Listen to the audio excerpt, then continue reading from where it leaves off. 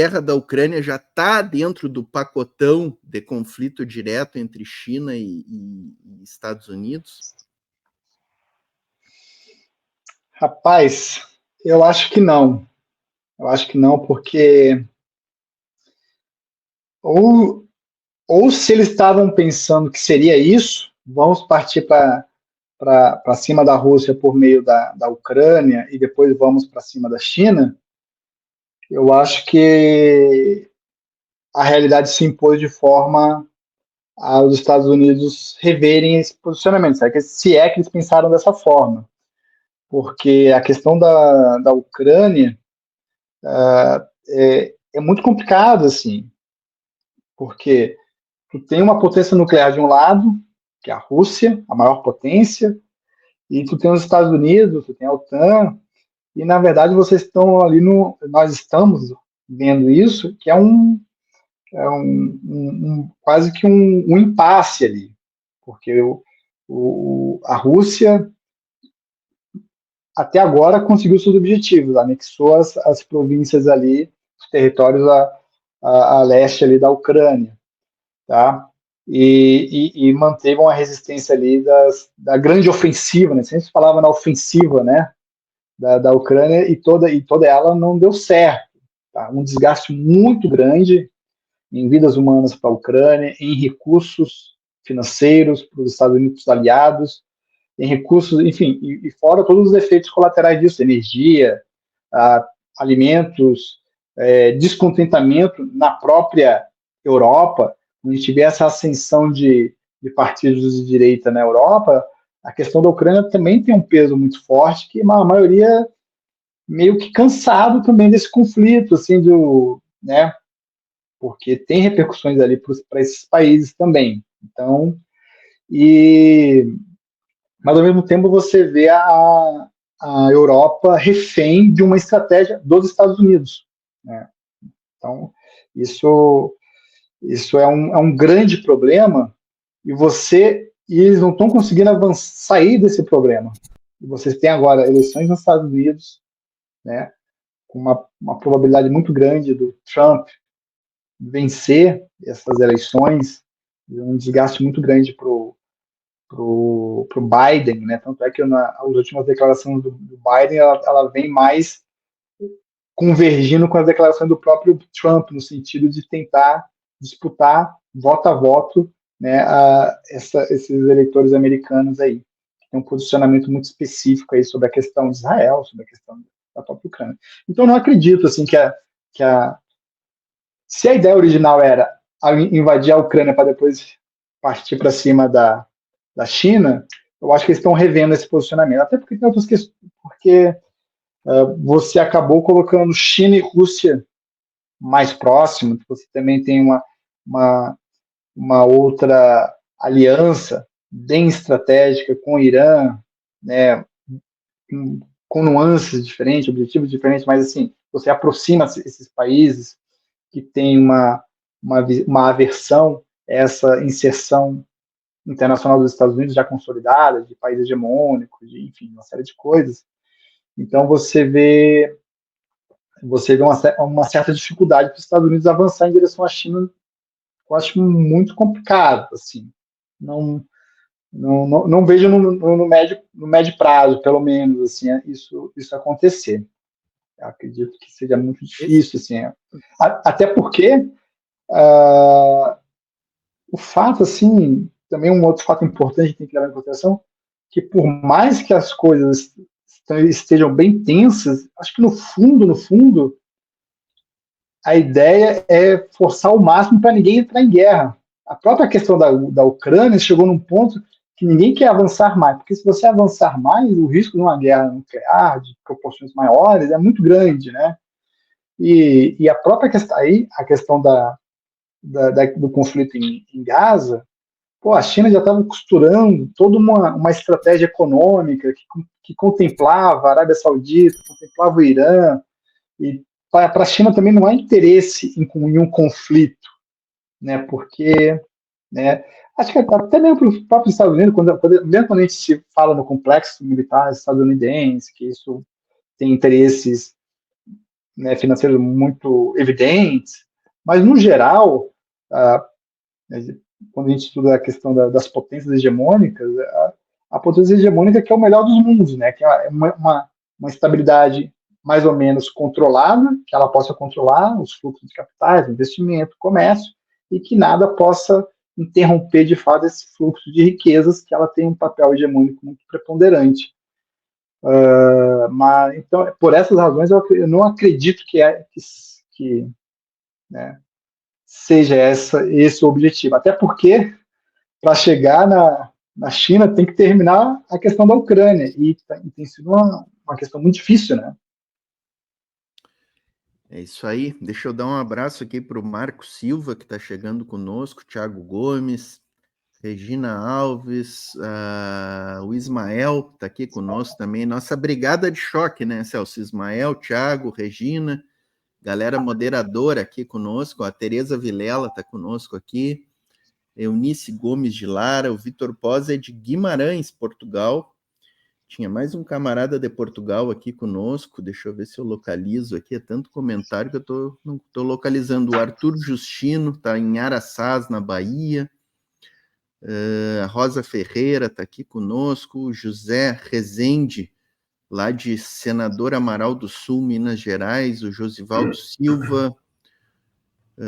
Carlos Eduardo Simão, de São Vicente, São Paulo. A Célia Mari, direto de Goiânia, que é membro do nosso canal, né, do Clube de Canais, a professora Antifa, que eu já tinha falado, que está aqui conosco. Vou pegar um gancho aqui, ainda sobre essa questão da Ucrânia, né, vou pegar um gancho do Vitor Posa, está trazendo aqui uma questão, e também que eu retiro aí da tua resposta, Robson, dessa questão de que o conflito da Ucrânia deu uma impulsionada aí na questão do mundo multipolar, né? Aproximou a Rússia da China, do Irã, né? Já eram relações próximas, mas eu acho que fortaleceu ainda mais, né? E o Vitor Posa colocou aqui num comentário, ó, uma coisa que a mídia ocidental nunca falou é que a Ucrânia tinha mobilizado 300 mil soldados para invadir o Donbass.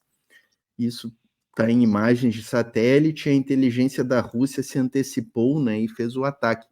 Eu queria fazer uma pergunta para ti no seguinte sentido, né?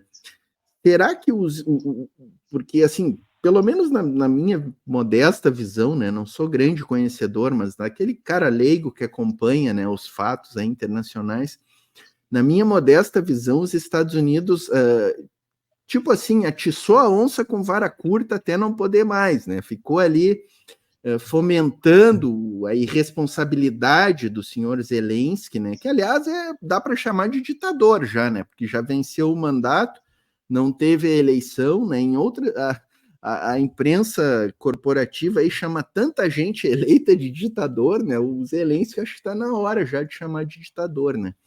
Então, assim, na tua visão, tu acha que a diplomacia estadunidense ela se surpreendeu com as consequências dessas provocações, com a reação russa, até assim com a não efetividade das sanções, né? Porque a gente está vendo aí que a economia russa, pelo contrário, ela até teve um certo crescimento, né? Mesmo abaixo de sanções, com a direção dos negócios para outros mercados, né?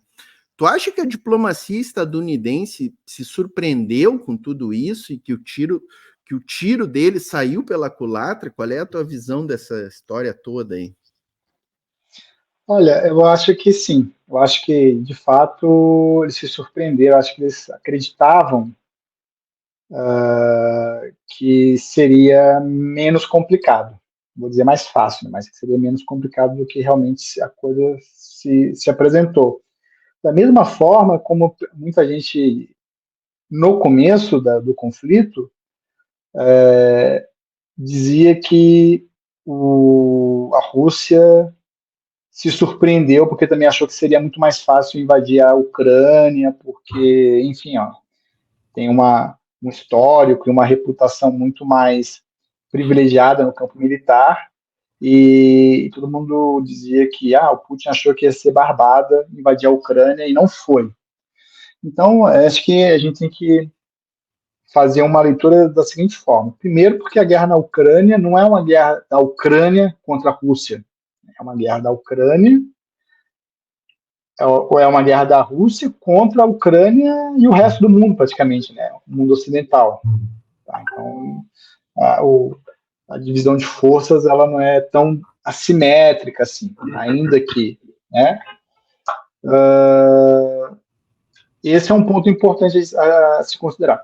E outra questão importante é o seguinte: as sanções também elas foram sobrevalorizadas, porque no imaginário, aí eu não sei se foi uma falha grotesca da diplomacia americana de achar que a economia russa é uma economia primária no sentido de depender exclusivamente de petróleo e gás. Né? A gente sabe que é uma economia diversificada, um setor militar muito, muito avançada. Então, eu acho que isso fez com que as sanções também não fossem tão efetivas, assim, no sentido de comprometer a capacidade russa. Né? Então, tanto é que a Rússia vem crescendo. E o mais interessante da nossa conversa hoje aqui é que na terça e quarta-feira eu dou aula de Economia e Política Internacional. E a matéria dos alunos era sobre sanções econômicas. Como as sanções elas são inefetivas, porque as sanções econômicas é o seguinte, elas são usadas como uma alternativa ao uso da força militar. Porque a força militar tem um custo financeiro, tem um custo de vidas humanas, então você utiliza as sanções econômicas. E as sanções ela pode ser uma sanção econômica, uma guerra econômica, ou até mesmo uma guerra comercial, são essas três dimensões. Tá? Então você usa uma sanção econômica quando você quer mudar o comportamento de um país-alvo. Então eu quero que aquele país, ou aquele governante, ele respeite os direitos humanos, ou que ele realize eleições, enfim, eu quero que ele mude o comportamento que não me agrada. Então você impõe uma sanção econômica, que pode ser uma sanção de restrição ao comércio e de restrição aos fluxos financeiros. Né?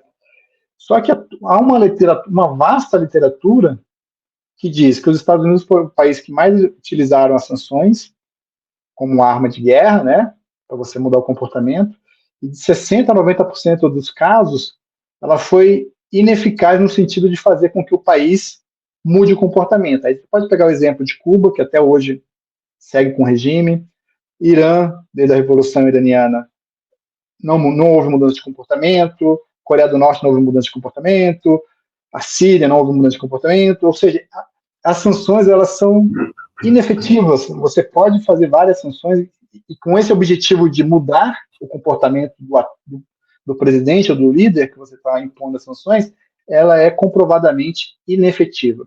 E tem um efeito colateral pior, que é o empobrecimento da população daquele país, aquela população.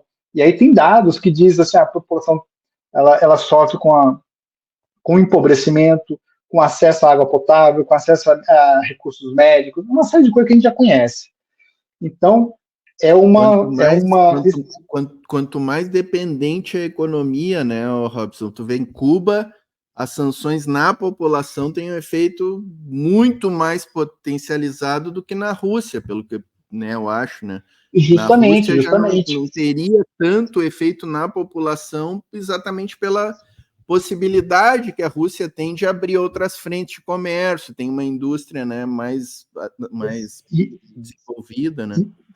Sim, aí a Rússia, que não é um país que tem uma economia mais sofisticada, no sentido de que eles levaram um homem para o espaço, eles têm arma nuclear, eles têm uma série de... Os melhores aviões são os russos, enfim, né, não é pouca coisa, né? E tem uma questão interessante também que pode ter levado os Estados Unidos a empreenderem tudo isso também, já pensando na utilização de sanções, é porque desde 2001, né, com o ataque do 11 de setembro, há uma guinada na política externa americana, sai a agenda econômica e entra a agenda de segurança nacional. E nessa agenda de segurança nacional, os Estados Unidos dão uma remodelada na sua capacidade de sancionar países. tá? Então, ele começa a impor ao sistema de pagamento SWIFT, que é uma instituição privada, praticamente, né? São milhões e milhões de atores que utilizam o SWIFT, e os Estados Unidos impõem as suas sanções por meio desse sistema de pagamentos, como uma forma de rastrear qualquer pagamento que por via das dúvidas, possa beneficiar um país que ele quer, um país ou um ator, né, uma pessoa, um grupo, um banco central, uma empresa, e aí os Estados Unidos utiliza o seu poder econômico, o seu mercado, e diz, eu só estou dizendo, quem fizer comércio com essa pessoa, com um determinado país, não tem acesso ao mercado americano. E aí você acaba constrangendo os demais atores a não querer se envolver. Não porque concorda ou discorda dos Estados Unidos, porque não quer perder o negócio. De novo, o capitalismo como plataforma onde as relações internacionais se dão, né? E aí os Estados Unidos achou, como ele teve um sucesso muito grande no sentido de tentar rastrear toda a rede de terrorismo fundamentalista, islâmica, Al-Qaeda, enfim, né? Ele achou que por conta disso você também conseguiria restringir a capacidade da Rússia de realizar negócios. Só que naquele momento a Rússia se volta para a China, tem uma sobrevida com o sistema de pagamentos chinês, enfim, realização de pagamentos via um sistema que existia na China, e o próprio o CPIS, né, que é o sistema de pagamento chinês, já estava em construção. E aí dá tudo errado para os Estados Unidos, porque você joga a Rússia para o colo da China, eles começam a utilizar o sistema chinês, a China já vinha utilizando, né, a moeda chinesa como uma moeda nas suas trocas regional, com vários países, e aí o tema da desdolarização entra em cena, cada vez mais forte, né? Então você acaba nos países do sul global e também com a própria Rússia e com a China a fazer comércio em moedas locais, moedas nacionais, e isso é o pior dos cenários para os Estados Unidos, né? Você tem um sistema de pagamento sobre o qual os Estados Unidos não têm nenhuma ingerência, por isso se torna um fator de interesse de todo o sul global, porque você tem uma alternativa, né, de executar transações econômicas, de investimento, de comércio, sem o escrutínio do governo norte-americano, do país hegemônico. Por isso, então, isso traz mais o Irã para perto, que é um país sancionado. Aí tu vê outros países querendo se aproximar mais dos BRICS também, por conta de toda essa articulação deste sul global, né? Então, o sul global, na verdade, são todos esses países que sempre foram preteridos pelo sistema internacional tradicional, as organizações internacionais, e que agora tu tem aí, na verdade, voltando à nossa questão dessa multipolaridade, eu não sei se é uma multipolaridade, mas você vê a construção de alguns organismos que correm em paralelo com os organismos tradicionais.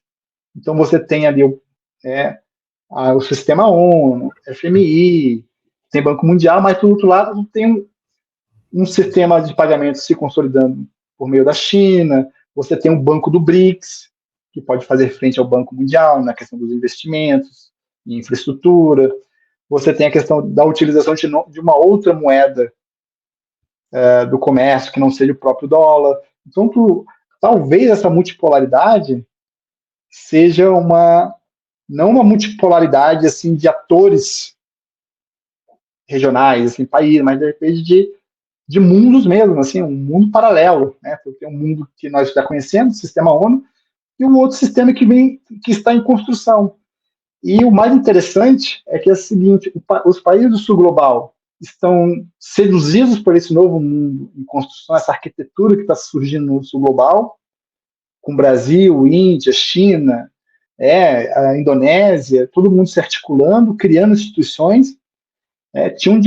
Tem um diplomata brasileiro que sempre falou que o BRICS não era nada, né? Nada, que isso era coisa, isso não vai dar certo, e aí tem hoje o BRICS.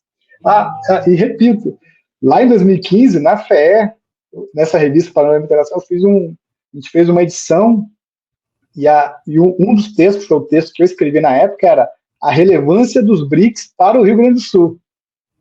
E agora a gente tem o BRICS com empréstimo aí para o Rio Grande do Sul enfrentar esse desastre climático, né? Para tu ver como essa questão dos pesquisadores, é importante você valorizar essa questão da pesquisa, que é uma pesquisa de formiguinha, de médio prazo, né? Então, voltando, nós temos eu acho que os Estados Unidos deram com burros na água, assim. Pensou que ia ser fácil, eles pensaram que as sanções iam funcionar e não funcionaram, né? E aí a gente tem a Rússia crescendo mais do que os outros países, enfim. Então, por isso que é difícil você sair dessa confusão que virou a Ucrânia e partir para a China, que a China também já é uma outra, é um outro problemaço, né?